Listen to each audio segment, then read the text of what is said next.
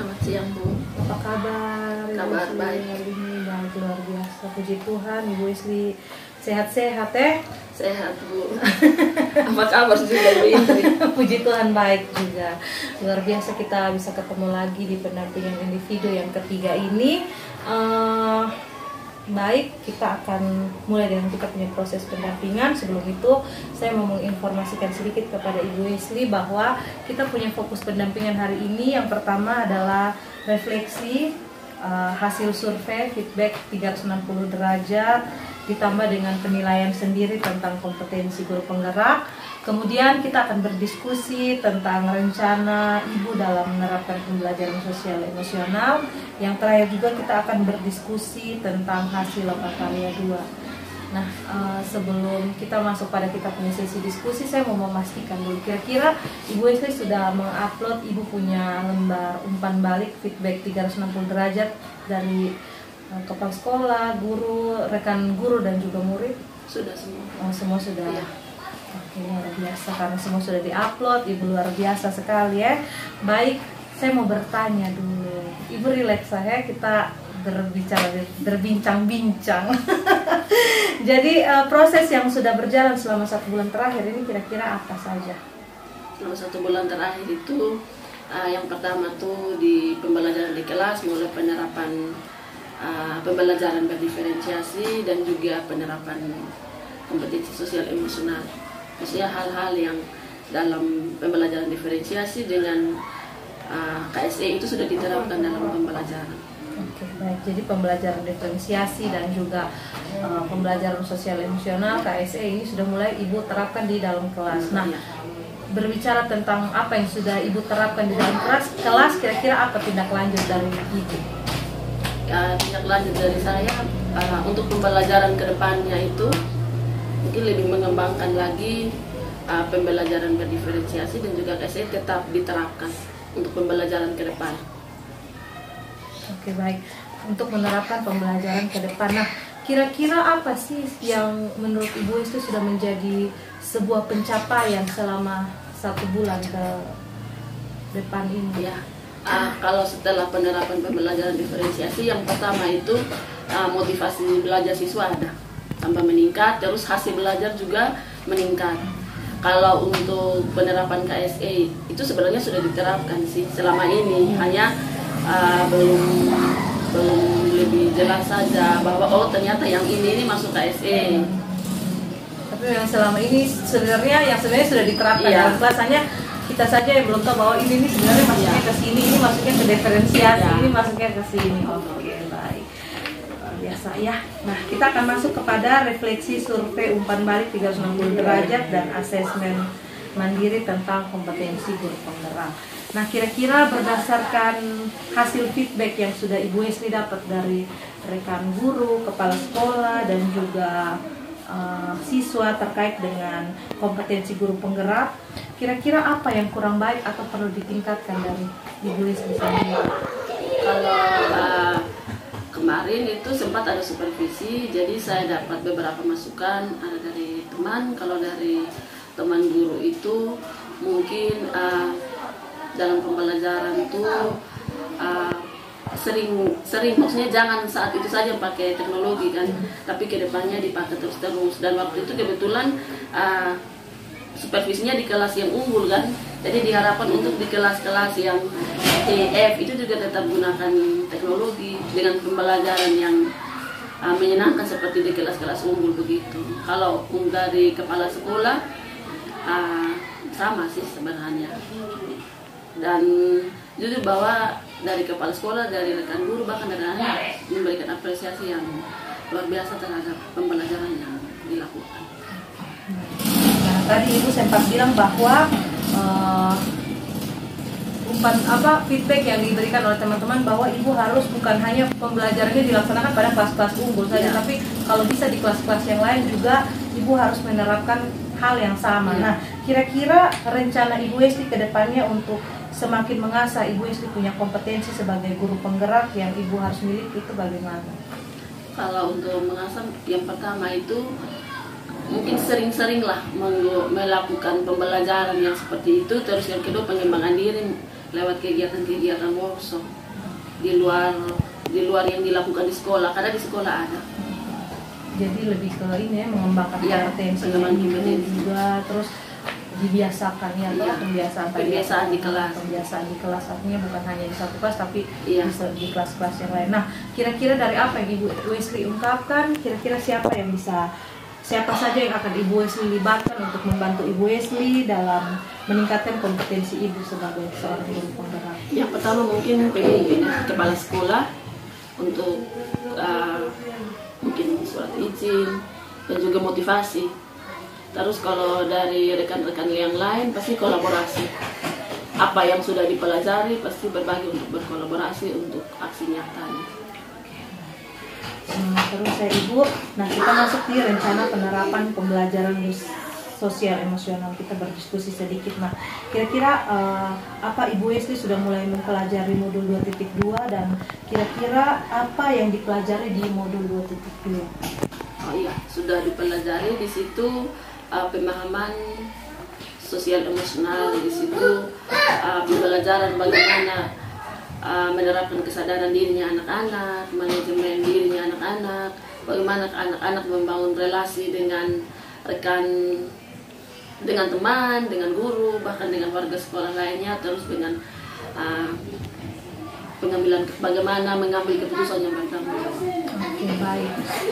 Kira-kira dari situ apakah Ibu Wesley sudah mulai merencanakan pembelajaran sosial emosional yang nanti mau Ibu terapkan di kelas Ibu? Ya. Seperti tadi yang saya bilang itu bahwa sebenarnya itu sudah dijalankan selama ini dalam pembelajaran. Tapi mungkin kedepannya itu saya lebih berikan instruksinya, misalnya kayak berdiskusi, ingat saling menghargai ketika berdiskusi, lebih ke situ. Jadi lebih ke instruksi saja, tapi sebenarnya sudah dilaksanakan, hanya belum tahu ya bahwa oh ini kesadaran diri, ini bentuk pengambilan keputusan bertanggung jawab, ini cara menjaga relasi yang baik. Itu. Oke, baik. Jadi kan sudah Ibu sudah mulai merencanakan. Jadi kira-kira seperti apa perencanaan yang sudah Ibu Wesley lakukan untuk KSE? Perencanaan yang saya lakukan itu mungkin dia terintegrasi dalam rencana pembelajaran dalam FPP. Jadi dalam FPP itu sudah saya cantumkan KSE di dalam FPP. Biasa Ibu. Nah, kira-kira dari apa yang Ibu katakan, kira-kira apa harapan Ibu Wesley setelah Ibu Wesley menerapkan pembelajaran sosial emosional di kelas? Harapan saya bahwa anak-anak yang pertama mampu untuk mengenal dirinya. Setelah itu dia punya kesadaran apa yang harus dia buat, terus bagaimana dia menjaga hubungan yang baik dengan teman dan juga dengan guru, bagaimana dia bertanggung jawab terhadap tugasnya sebagai seorang murid. Semoga apa yang Ibu harapkan itu bisa terlaksana di murid Ibu. Baik, kita masuk ke sesi yang ketiga, yaitu keterlaksanaan tahapan Bakja. Nah, kira-kira pasti kan Ibu Wesley sudah mengetahui tahapan-tahapan dan alur-alur Bakja itu sendiri ya. Jadi apakah Ibu Wesley saat ini sudah menerapkan metode Bakja untuk merencanakan perubahan diri dari Ibu Wesley sendiri? Sudah. Sudah. Nah, setelah Ibu melakukan tahapan Bakja, apakah Ibu Wesley memperoleh apa yang Ibu Wesley inginkan yang sesuai dengan visi Ibu Wesley sebagai seorang guru penggerak? Iya, sudah. Setelah kan visi saya kan mengembangkan motivasi dan minat belajar menggunakan teknologi. Nah, setelah menggunakan tahapan Bakja memang dibuktikan bahwa setelah penggunaan teknologi itu motivasi anak dan juga kemampuan anak itu meningkat. Itu dilihat dari hasil belajar dan juga jumlah presentasi anak di kelas.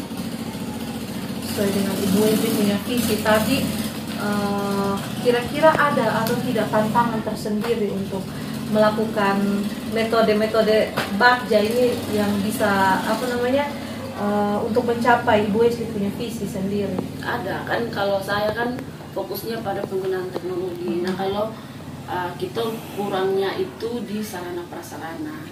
Misalnya harus buat video pakai HP, ada anak yang memang tidak punya kan. Ada yang punya HP tidak punya kuota data. Gitu. Kalau untuk berbagi praktik baik dengan rekan guru, yang beberapa sudah mulai untuk mau bekerja sama, ada yang sudah mulai tanya, oh kalau tesnya begini misalnya pakai kuisis begini, modelnya ke mana. Nah itu terus mulai berbagi praktik baik.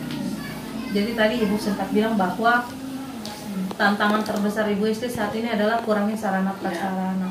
Terus bagaimana cara Ibu Esli untuk mengatasi itu tantangan? Yang untuk sementara ini, kalau untuk anak-anak ya pasti pengelompokan kan. Pengelompokan anak-anak yang memang dia belum punya HP atau belum punya kota data, kelompokannya dengan teman lain yang sudah punya. Setelah itu berkoordinasi juga dengan kepala sekolah untuk pengadaan alat-alat teknologi. Jadi sejauh ini apa yang sudah Ibu lakukan, bagaimana hasilnya? Yang sudah saya lakukan dengan kolaborasi dengan teman-teman yang tidak punya teknologi, kolaborasi dengan teman yang lain, ada hasilnya. Tugas yang diberikan dikerjakan dengan baik, dan kolaborasi dengan kepala sekolah sudah ada, tapi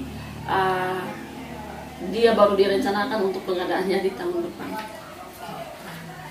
Nah, dari apa yang sudah Ibu Wesley paparkan, sekali lagi, kira-kira apa yang perlu Ibu Wesley perbaiki ke depannya terkait dengan pelaksanaan tahapan Bagja untuk perubahan diri Ibu sehingga Ibu dapat mencapai visi sebagai seorang guru penggerak?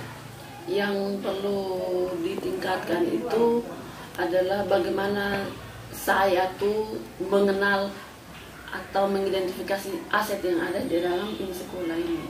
Jadi sebaiknya saya kenal betul-betul asetnya apa dulu baru saya bisa kembangkan. Karena kemarin itu saya tidak terlalu paham, sehingga menggunakan teknologi itu yang pikirannya terlalu wow begitu.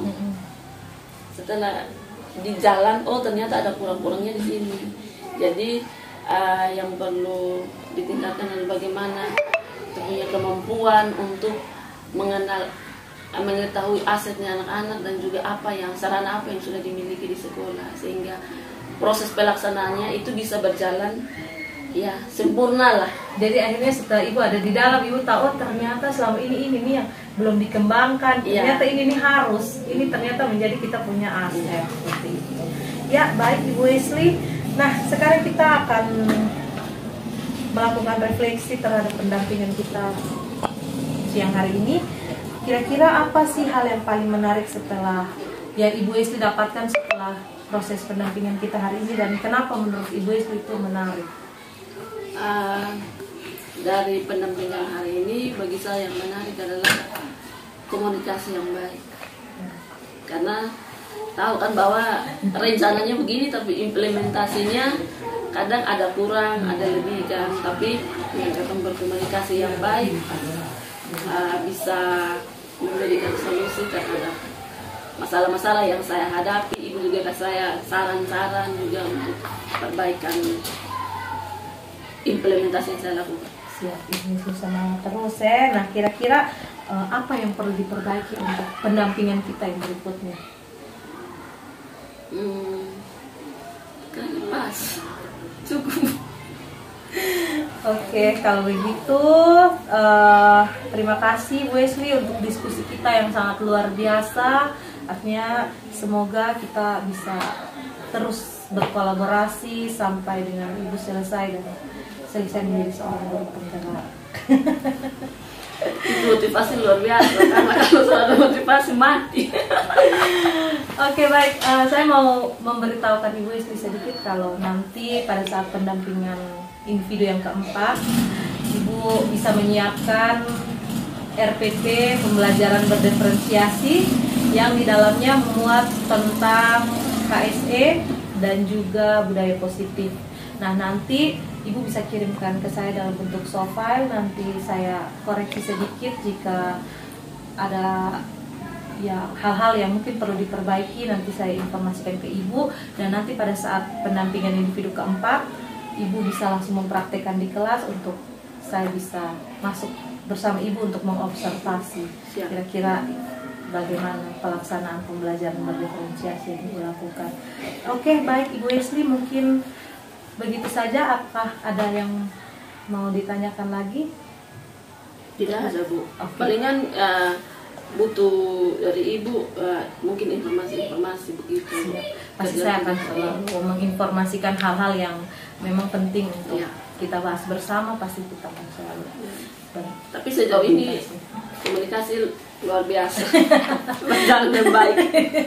Oke, baik, terima kasih Bu Esli untuk waktunya. Sampai jumpa di pendampingan berikutnya.